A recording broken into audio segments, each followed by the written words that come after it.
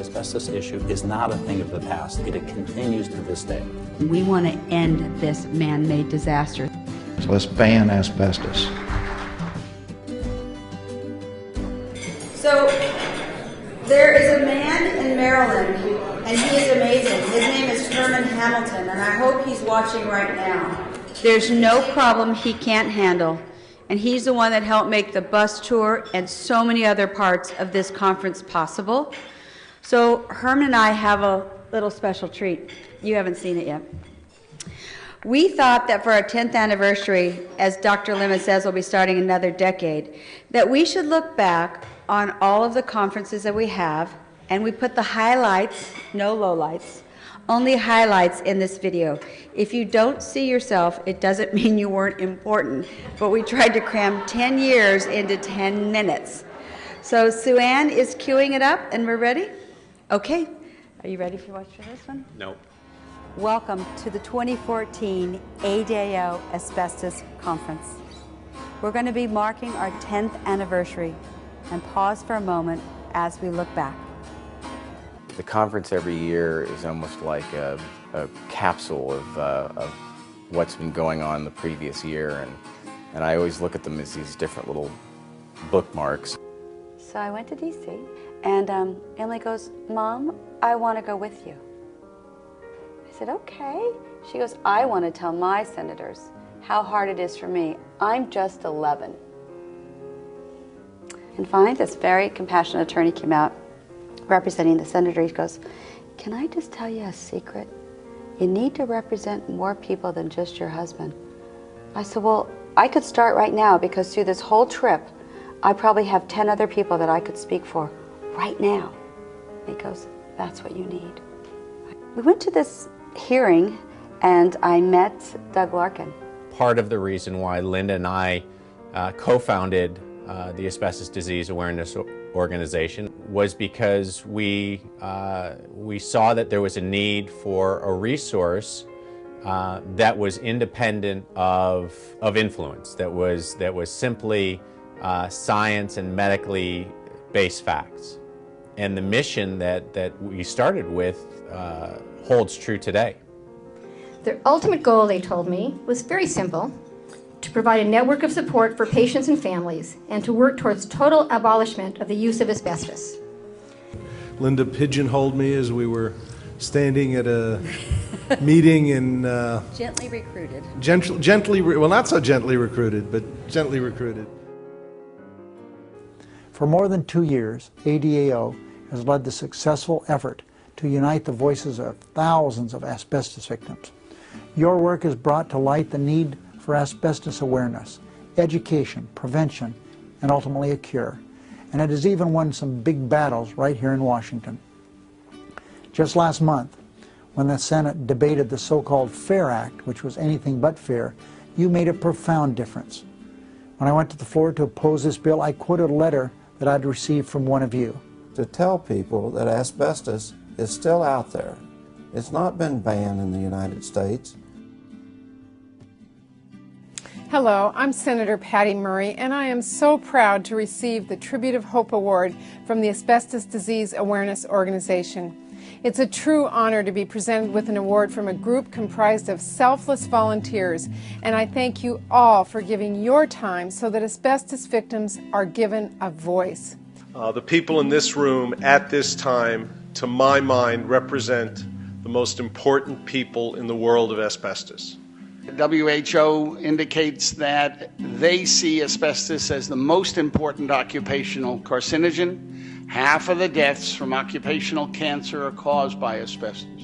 The problem is, if the workers at the heart of the U.S. government are being put at risk, you know, then imagine what it is like for the millions of unseen workers out in private industry. I think Canada's involvement in promoting asbestos internationally is nothing short of monstrous. Union leaders from the Michigan area are here, and I've been talking to them, and I'm so glad they're here. Thoroughly impressed to be around these doctors and these advocates and everything, and it's just so important. The Asbestos Workers Union, you know, we tip our hard hats to all of you. in a country where millions of people live below the poverty line and desperate to get a job to survive, hardly bother about diseases that may suffer after 15 to 20 years after exposure. ADAO's test results and the Planet Toys fingerprint kit in particular drew the subcommittee's attention and greatly strengthened the position of advocates of a complete ban. I'm trying to think if there is another industry that has been as disgraceful and as dishonest and as thieving as the asbestos industry. It's the tobacco industry. I share everyone's concern and anger and pain in working with these companies that have put their profit above people's well-being. Have your goals and don't sit around and think, you know, I can't do this because I've got mesothelioma or I have cancer or whatever is wrong with you. You've got to make your plans and keep on going, because you can't just keep living with the thoughts of cancer all the time. This just drive you nuts. Besides the fact that asbestos causes lung cancer, mesothelioma, asbestosis, we now know and confirmed at this meeting that it also causes laryngeal cancer as well as ovarian cancer. 60,000 workers dying every year, and 10,000 of those are from asbestos-related diseases. ADAO is filled with heroes for telling the world what it needs to know about asbestos. Because we know what is asbestos and we know very well what it's doing to our people. Our duty is to come together as you are coming together here, everybody raising the concern, and those concerns we'll have to take to the government. Well, I've worked with this organization. ADAO has really made a difference. In the middle of the debate on asbestos reform, as they called it, and asbestos litigation, this organization stepped up with real-life stories. And I'll never forget those meetings, sitting down with families and survivors and people who were telling me what happened when out of nowhere they learned that someone in their family had asbestosis or mesothelioma. I remember those stories when I went in to make my speeches and made my amendments and cast my votes. Now, OSHA's been active in in asbestos control for many, many years, almost since the beginning of the agency. We've addressed several times and improved on our permissible exposure limits and our OSHA standards. There will still be much more disease out there than there really needs to be. Even what we enforce is not really adequate to fully protect workers. One of the ways that asbestos-related diseases and radon cancers and arsenic cancers get missed is because doctors don't know how to diagnose them. So we've started an incentive program with the ATSDR and with Blue Cross Blue Shield that allows us to pay doctors actually $500 for taking 4 one-hour courses online on how to diagnose the most common causes of environmental lung cancer. I want to thank the Asbestos Disease Awareness Organization's Linda Reinstein and honor her late husband, Alan. And I also like to thank co-founder Doug Larkin for his hard work. We can build upon their noble sacrifices by raising awareness in the hopes that no one else must die from this silent killer. Senate resolution, shout out to the Card Clinic. We have been working with members of Congress now for 7 years. These are the facts that we can go back to, that we can power Congress to work towards a ban. From the age of 10, I always asked, why is an asbestos banned? It just seemed so simple to me. It just didn't seem like a big deal. I mean, I understand that there's a factor with the businesses and everything, but if people are dying, it just doesn't seem like something that should be legal. I think a lot of people don't understand that there is currently not a ban, which is part of the problem. And if you think people are more important than money, then join together and let us create the atmosphere that allows us to have the political will to ban asbestos and make this a safe, healthy world for our children and our grandchildren. We still have a long way to go in this fight against asbestos, but I'm confident that by working with the Asbestos Disease Awareness Organization and other activists, we can win the war against asbestos and help protect our families and communities from asbestos. The World Health Organization, the ILO, the U.S. Surgeon General, the list goes on, American Public Health Association.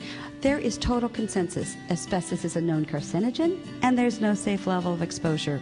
A gynecologist in charge of treating asbestos miners says there are no sick people in the asbestos mine. Of course, he is looking in the wrong place. That it's the same story everywhere. Big companies deliberately exposing their workers and the public to a product that they know can kill. Mesothelioma is a miserable disease. Fix it. Fix it. Everything in the world can be fixed. And I must recognize Linda and Doug for your work in this arena. In the 9 years since you founded the Asbestos Disease Awareness Organization, your efforts and dedication have been unmatched. We need people like you to hold us lawmakers accountable and to ensure policymakers take the necessary steps to prevent all asbestos exposure everywhere. We buried a dear friend, Larry Davis, in July. He couldn't accept his award last year at our conference. He was too sick. He lost his courageous fight. But all of us here today can help Larry and the other Larrys by sharing what you learned today. The breath beneath your wings, and that's for the sufferers and their family. A big European-based asbestos cement company were convicted in a criminal court and sentenced to 16 years apiece in jail. I'm proud to say my mom has mastered the art of speaking with representatives and has come a long way since our first time here on Capitol Hill.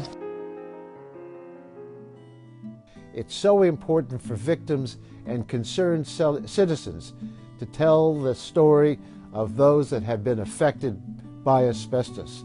And with over 20,000 people in your organization's network, you're a loud and important voice for regulation of this dangerous chemical. What a great anniversary present. We get to have the acting U.S. Surgeon General, Boris Lushniak, deliver our keynote address. By the Surgeon General's office accepting that invitation, it validates ADAO and the purpose behind our work. I remember at the time of Bruce's diagnosis, we knew we did not have a long time.